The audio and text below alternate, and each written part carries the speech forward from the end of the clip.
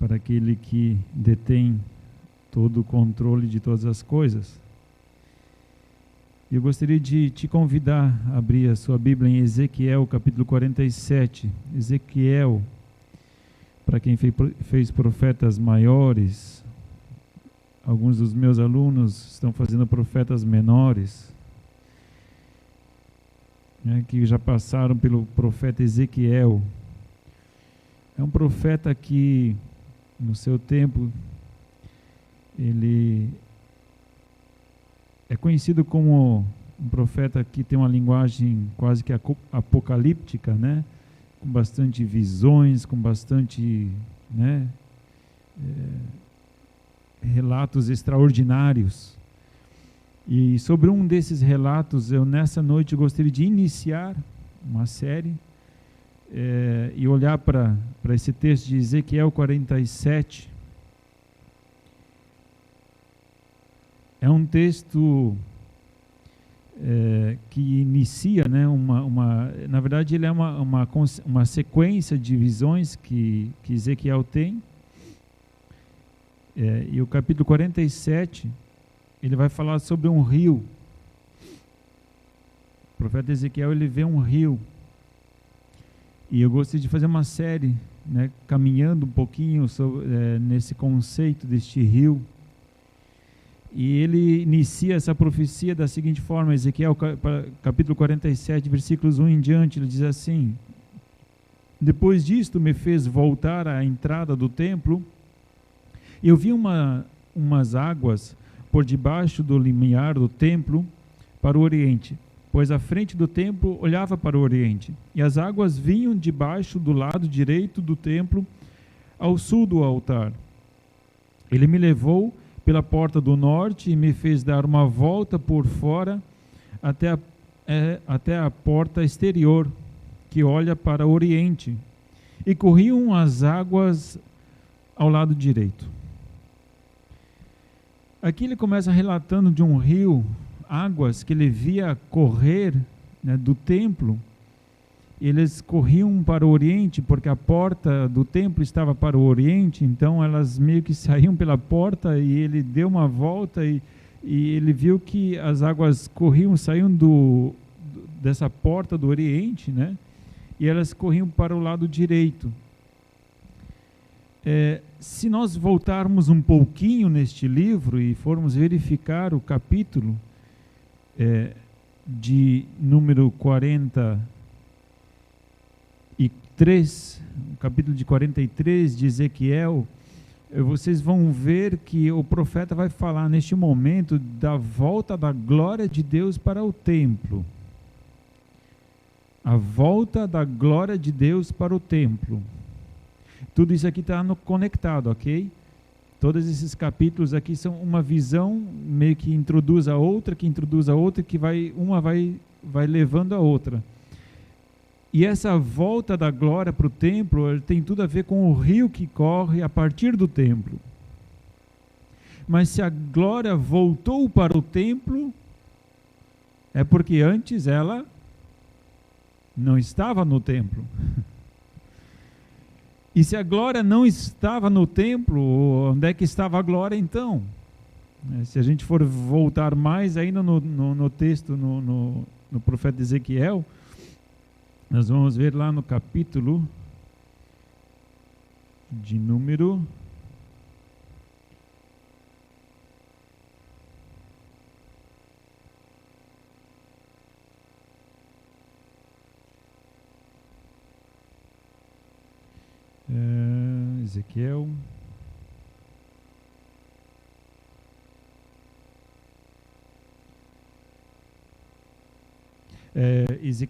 10. A glória retira-se do templo. Tá? Então, no capítulo 10, a presença de Deus, a glória de Deus, ela se levanta, ela se vai, né? E ela some, ela sobe e de uma forma ela é tirada do templo. Mas que glória é essa? Porque é interessante observar se a glória estava no templo, em algum momento ela veio para o templo.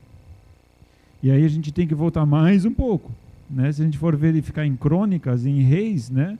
vai justamente falar deste período quando Salomão ele inaugura o templo, a glória de Deus vem sobre o templo.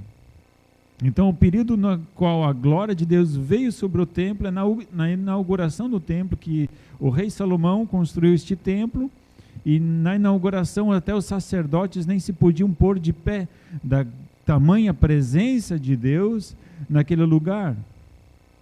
Então, a glória de Deus veio sobre o templo, e claro que neste momento é uma visão que Ezequiel tem, mas há um fato nisso tudo, porque realmente o pecado do povo foi a tal ponto, e o próprio pecado dos próprios sacerdotes e sumos sacerdotes de todo o serviço do templo se corrompeu a tal ponto que realmente a glória de Deus ela se retirou do templo. Então nós temos aqui a visão, capítulo 10, daquela glória que no período de Salomão veio sobre o templo. Essa glória ela se vai, ela é removida, ela é retirada, e a disciplina do povo. Então as visões elas têm a ver com a história daquilo que o povo estava passando. E Deus disciplina seu povo por causa do pecado, e onde há pecado, Deus não coabita junto com o pecado. E o que acontece? O povo vai para o cativeiro. E lá no cativeiro, então, um povo distante da terra de Canaã, mas não distantes de Deus, porque não é impossível de nós fugirmos da presença de Deus, assim diz o salmista. E eles acreditavam então que neste momento eles haviam sido rejeitados por Deus, e até certo ponto foram rejeitados por Deus, por causa dos seus pecados. Mas eles acreditavam que não havia mais esperança para eles, que tudo estava acabado, que não havia mais glória, que não havia mais esperança por causa da disciplina de Deus, do juízo de Deus. Então tudo acabou. Então levanta o profeta Ezequiel, e esse profeta Ezequiel é o qual nós estamos estudando aqui, profetizando para o povo, dizendo: ei, o pecado realmente destruiu, o pecado de vocês afastou a presença de Deus, a corrupção do povo, do próprio sacerdócio, os pecados dos sacerdotes, a idolatria dentro do próprio templo, imagens de adoração. E a idolatria significa tudo aquilo que os homens edificaram em seus corações, os ídolos que eles começaram a adorar, afastou a presença de Deus, e ela foi retirada. Ezequiel condena o pecado, condena o povo, condena o pecado que foi cometido. E eu vejo em nossos dias Deus falando conosco, dizendo: ei, povo meu, vocês têm levantado ídolos, e vocês nem têm percebido, porque o povo de Deus, no Antigo Testamento, Judá, simboliza o povo de Deus do Novo Testamento. Nós somos o novo Israel. E o que acontece? Eu creio que muitos de nós talvez nem se apercebeu. Eu creio que como esse povo estava tão cegado, nem perceberam o quanto eles tinham se afastado da presença de Deus, e o quanto eles levantaram em seus próprios corações ídolos. E claro, esses ídolos eles ficaram físicos, né? Eles levantaram ídolos físicos. Mas muitas vezes talvez nós tenhamos levantado ídolos, mas talvez não fisicamente, mas em nossos corações. Objetos de adoração. Que nós veneramos mais, ou damos mais importância, porque tudo aquilo que é objeto de adoração, não quer dizer que eu tenho que me ajoelhar diante deste objeto, mas simplesmente aquilo que toma a prioridade na minha vida. Esse é o meu ídolo. O meu ídolo é aquilo tudo que tira o lugar de Deus na minha vida. Isto é o meu ídolo. Então eu creio que talvez em alguns momentos os próprios cristãos ou as próprias pessoas que se dizem temer a Deus têm levantado ídolos de adoração. Então a glória de Deus não há espaço para Deus e mais outras coisas, Deus e mais isso, mais aquilo, mais aquele outro, ou nós nos entregamos para Deus, ou isso é projeto de Deus, ou não é, ele não compartilha, não tem ali um convívio compartilhado, né? Deus não faz isso, Deus não compartilha aquilo que é dele, ele não faz aliança pela metade. Nós sim, nós fazemos. Mas Deus não faz. E o povo, ele tinha uma aliança com Deus. Em Êxodo capítulo 19, 20, é o selo da aliança que eles tinham com Deus. Mas o povo, ele faz uma aliança aqui, mas ao mesmo tempo na prática, ele começou a alimentar outras alianças. Deus não compartilha o que é dele. Ai, nossa, Deus é possessivo. Gente, é para o nosso próprio bem. Tudo que ele faz é para nos beneficiar, não é para nos prejudicar. Mas a gente não entende isso muitas vezes. E nós cavamos nossos próprios poços rotos, cisternas rotas. A gente escava nossas próprias soluções. Ao invés de buscarmos e esperarmos em Deus, a gente cava nossas próprias soluções. Então a glória de Deus, ela se vai. Mas eis que o profeta lá, em terras longínquas, enquanto o povo reconhece tudo isso que eu acabei de falar. Sim, nós levantamos ídolos. Sim, nós nos desviamos da nossa aliança. Sim, nós desobedecemos a Deus. Sim, isso é tudo disciplina de Deus. Nós merecemos, somos disciplinados por Deus e Ele é justo e nós não somos justos. Eles reconhecem isso tudo. E dizem, ok, para nós não há mais esperança. Ok, tudo acabou para nós. E neste momento levanta-se Ezequiel dizendo, ei, a glória do Senhor, ela foi levantada, porque Deus não compactua com idolatria. Deus não compactua o templo dele dividido com outras coisas. Ele não permite com que o templo dele seja habitado com outras coisas e mais ele. Deus é um anexo. E quando é um anexo, eu posso viver muito bem sem ele, certo? É como se fosse como é que chamam? O apêndice, né? O apêndice. O apêndice é um anexo, né? É bom tê-lo, mas eu vivo muito bem sem, né? Então Deus se torna um apêndice, né? Tipo, até nos trabalhos, né? Tem o apêndice lá no trabalho também, né? É o anexo. Então, Deus, ele não quer ser um apêndice, Deus não quer ser um anexo. Ele quer ser o coração. Ele é o coração. Ou eu reconheço isso, ou morte na certa. Ele é o coração. Ele tem o lugar dele.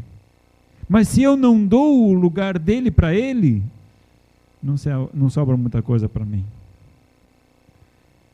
Queremos fazer do coração o apêndice, mas não dá certo.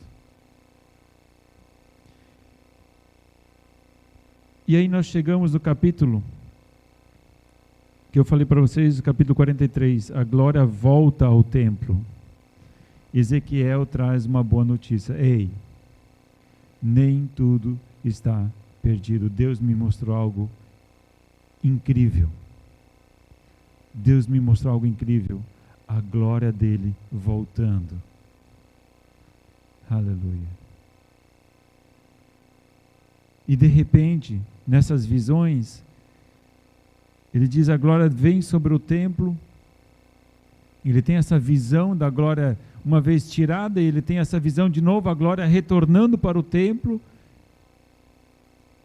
E depois, e este é o contexto do nosso texto, só estou lançando aqui as bases, né? O contexto dessa visão que nós vamos estar estudando, que é o capítulo 47, que é o rio que flui a partir do templo. E é a glória de Deus agora saindo do templo.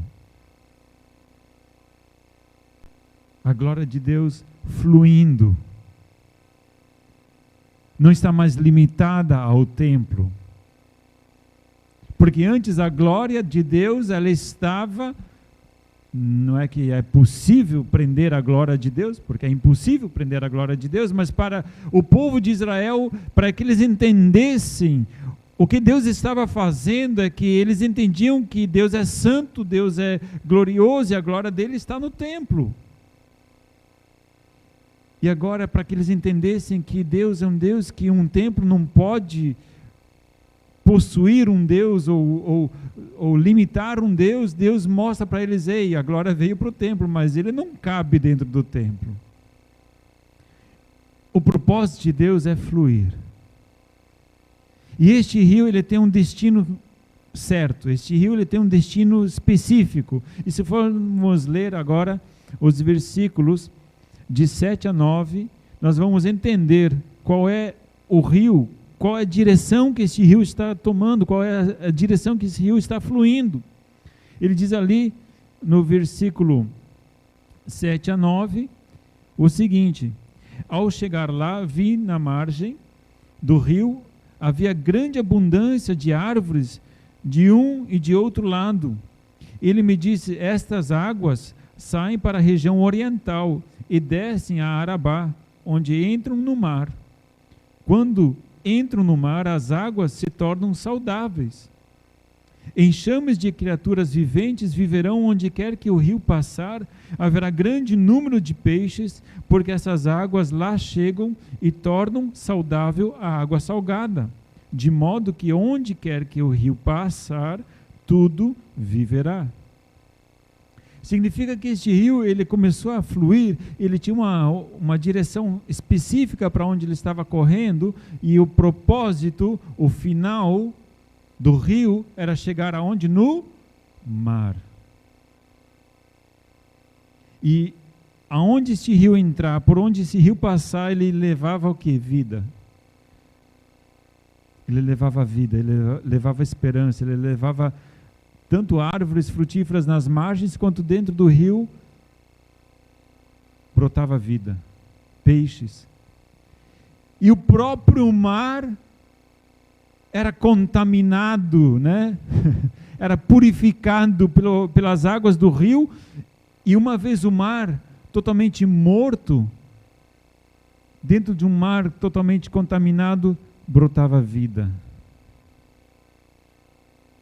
Não precisa ser muito teólogo para tentar entender o que Deus está querendo falar aqui.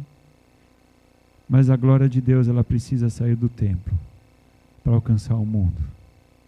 Onde a morte reina. Onde a morte é o destino. E este rio vivo, este rio que traz esperança, esse rio que traz vitalidade, ele corre. A partir de onde? A partir do templo.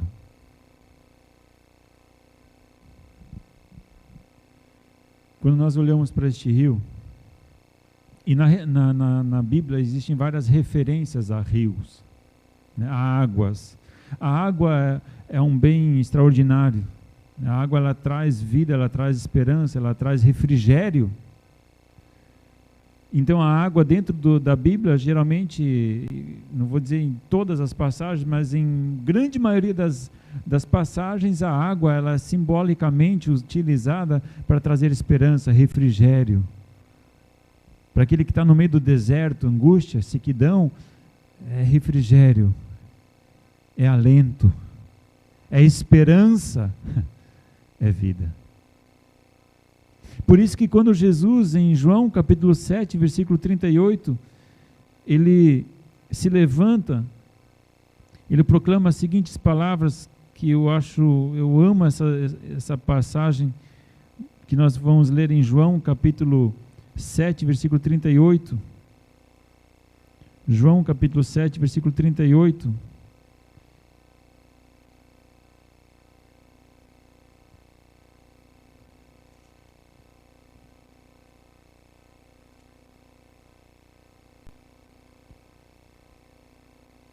Diz lá no versículo 37 e 38, no último dia, o grande dia da festa, Jesus pôs-se de pé e clamou: se alguém tem sede, venha a mim e beba.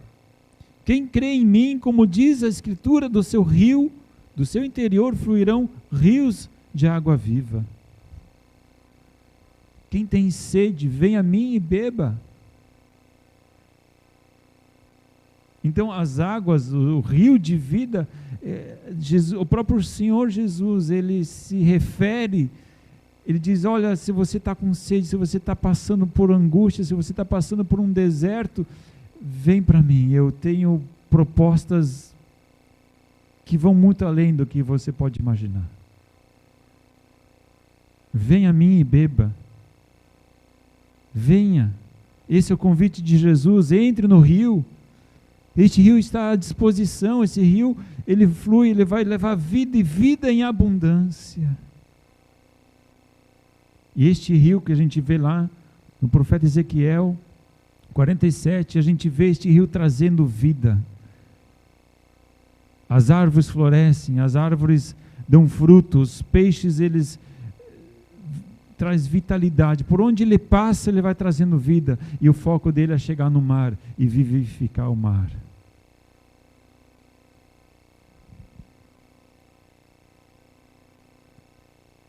O convite de Jesus é: quem tem sede, venha a mim e beba. Mas nós precisamos estar conscientes de uma coisa: assim como no Antigo Testamento, Deus não dividia a glória dele com outras coisas. Jesus também é aquele que quer ser o nosso Senhor e nosso Salvador, mas se eu aceito como meu Senhor e meu Salvador, eu preciso ter consciência de uma coisa: Jesus não quer ser o segundo. Jesus não quer ser mais um. Jesus quer ser seu Senhor. Único. É impossível servirmos a dois senhores. O próprio Senhor Jesus falou isso. É impossível você querer servir a dois senhores. Ou você vai servir a um, ou você vai servir a outro. Mas é impossível você ter dois donos. Você vai se submeter a um e rejeitar o outro, entristecer o outro. E a partir do momento que nós nos posicionamos para Jesus, nós vamos dizer não para um outro Senhor. E ele não gosta de ouvir o não. Ele não aceita o não, que é o adversário. Mas, amados, se nós cremos na palavra de Deus que Jesus tem proposta de vida eterna, então esta é a melhor proposta. Só para a gente entender isso, Mateus capítulo 8, eu acho interessante essa questão de nós nos posicionarmos em relação a Jesus. Mateus capítulo 8, versículo 18, existe um relato ali de alguns discípulos que dizem querer seguir Jesus, mas quando é para eles se posicionarem, eles têm dificuldade de se posicionar e acabam desistindo. Mateus capítulo 8, versículo 18 diz assim: vendo Jesus em torno de si uma grande multidão, ordenou que passassem para o outro lado do lago. Então um escriba aproximou-se dele e disse: mestre, aonde quer que fores, eu te seguirei. Respondeu-lhe Jesus: as raposas têm covis, as aves do céu têm ninhos, mas o Filho do Homem não tem onde reclinar a cabeça. O outro de seus discípulos lhe disse: Senhor, permite-me ir primeiro sepultar o meu pai. Jesus, porém, lhe disse: segue-me e deixe os mortos sepultar os seus próprios mortos. Haviam pessoas que eram bem intencionadas, mas quando precisavam se posicionar, tomar uma decisão, eles começavam a balançar. Dois senhores. Servir a dois senhores. Foi o que Jesus falou quando falou com o jovem rico. Que também, quando Jesus pediu um a mais para ele, teve dificuldade. Deus não divide a casa dele. Deus não aceita pela metade. É um passo de fé. É por inteiro. Quando nós retornamos em Ezequiel capítulo 47, E a gente vê este rio de Deus, esse rio fluindo do trono, esse rio fluindo do templo. A gente parou lá no versículo 2, a gente leu 1 ou 2, depois o 7 até o 9, mas vamos retornar para o versículo 3. No versículo 3 diz assim: saiu aquele homem para o oriente, tendo na mão um cordel de medir, mediu 1000 côvados, e me fez passar pelas águas que me davam pelos artelhos, significa até o tornozelo.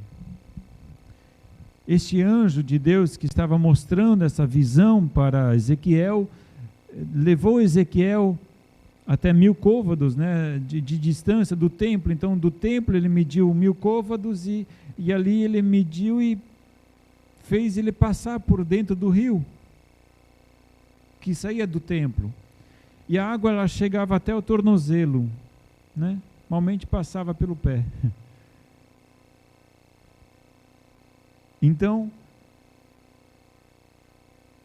a pessoa experimenta a vida e vida em abundância, porque ela aceitou este convite de entrar no rio de Deus.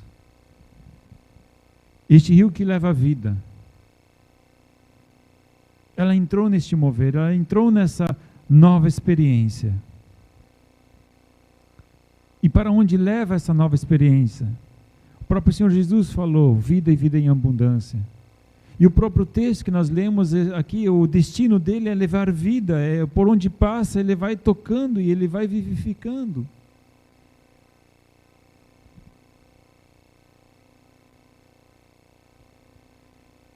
Salmo 36, versículos 7 a 10, é um outro texto que nos inspira nessa questão de rio e de águas que trazem consolo. Salmo 36, versículos 7 a 10.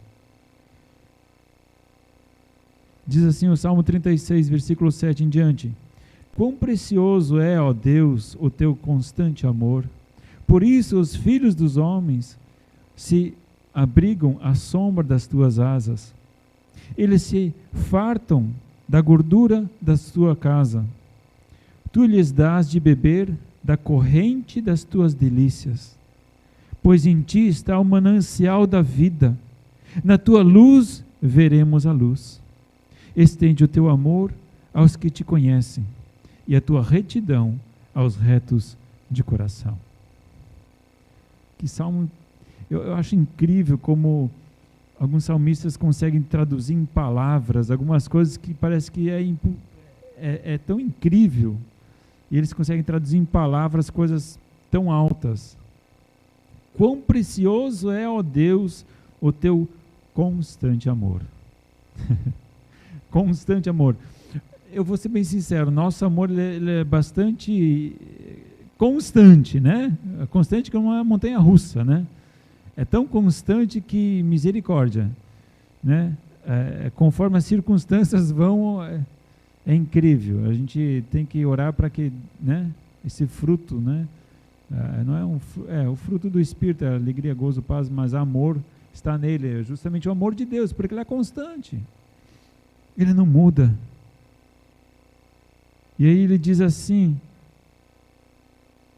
por isso os filhos dos homens se abrigam à sombra das tuas asas. É como se fosse aquela galinha que protege os pintinhos, e os pintinhos vêm e se abrigam debaixo das suas asas, né? Aquela proteção materna.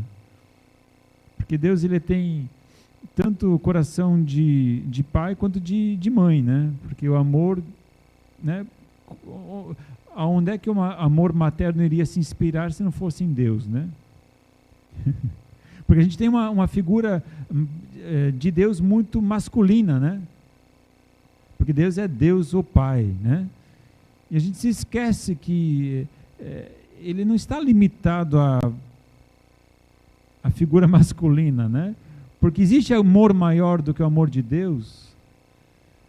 Porque se o amor materno fosse maior do que o amor de Deus, então, né, seria complicado, né? Então, essa maternidade e essa paternidade misturada agora, né, de proteção, de amparo, de acolhimento, acolhida. É tão maravilhoso isso.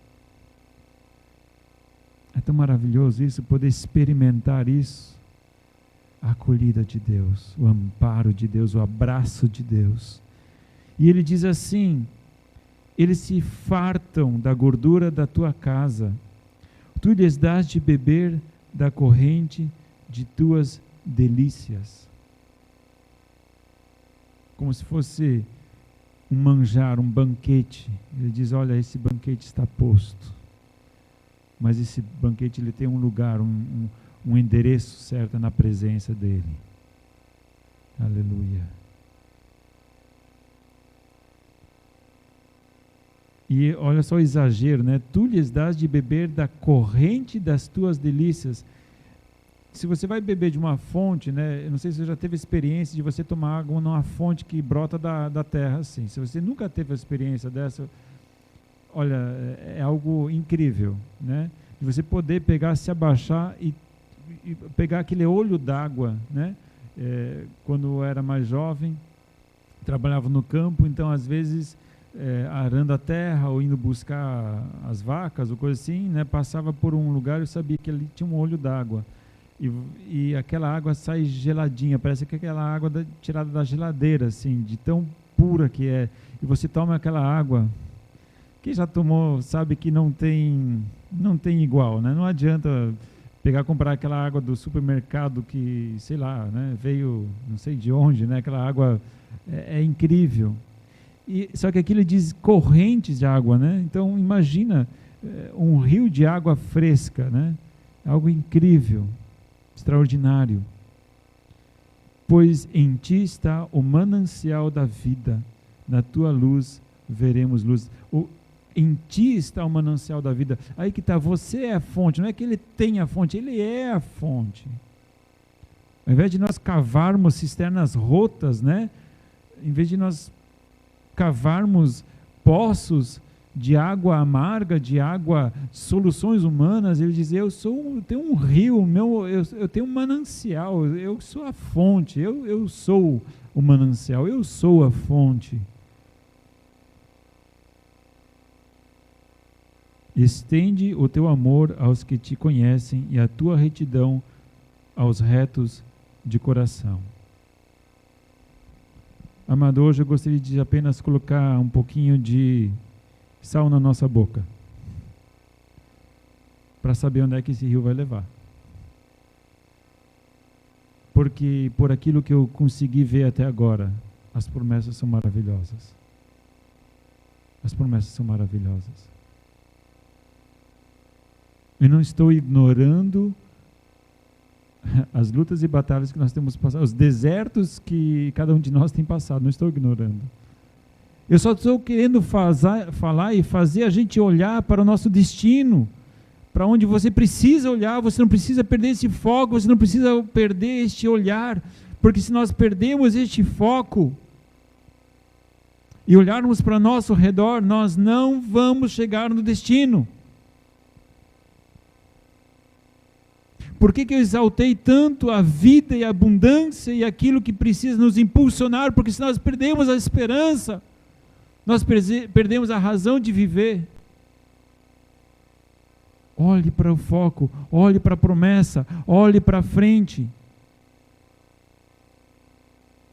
Não deixe que este mundo tire a alegria do eterno.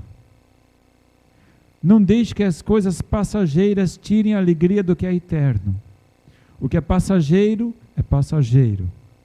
O que é eterno é eterno. Não vamos vender uma coisa pela outra. Não troque uma coisa pela outra. Teve muita gente que teve que pagar um alto preço para nós termos essa esperança.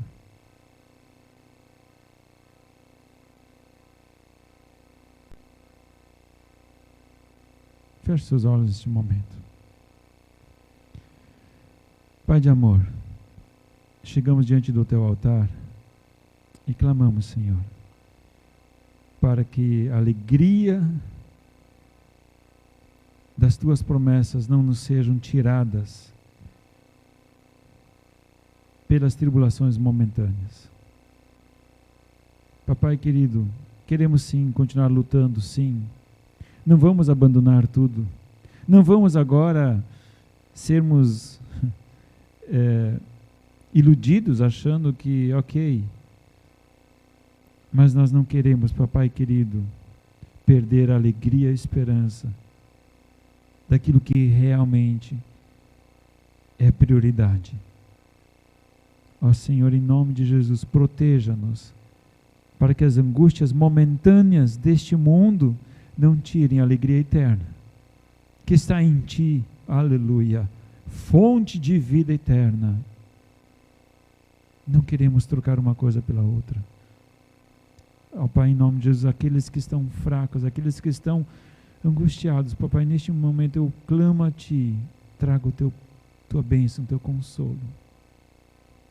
Papai, em nome de Jesus, faça-os lembrar das Suas promessas maravilhosas de vida e vida em abundância. Papai, em nome de Jesus, revigora aqueles que estão fracos. Traz alento, traz esperança para aqueles que têm caminhado e se cansado. Pai, traz a Tua unção, papai querido, de refrigério, Jesus, no meio de um deserto. Pai, em nome de Jesus, nós suplicamos águas eternas, águas de vida. Essa é a Tua promessa, em nome de Jesus, nós clamamos, papai querido, derrama, Pai, em nome de Jesus, sobre as nossas vidas, Pai, em nome de Jesus, que nós não nos sintamos desamparados, mas acolhidos, aleluia, como acabamos de ler, papai querido, no Salmo, acolhidos, protegidos, amparados. Pai, em nome de Jesus, Tu és a fonte de vida eterna. Louvor e adoração, papai querido, sejam sempre dados a Ti, Senhor. Pai, em nome de Jesus, Te louvo e Te agradeço, Pai, por este momento. Minha oração, Pai querido, que a fé seja fortalecida de cada um que tem tirado este tempo para estar junto contigo neste momento. Não junto comigo, junto conosco, mas junto contigo, Pai. Porque é na Tua presença é que existem mananciais. Aleluia. E nós queremos, Pai, nos submergir nestes mananciais, papai. Louvado seja Teu santo nome, Pai. Em nome de Jesus. Amém.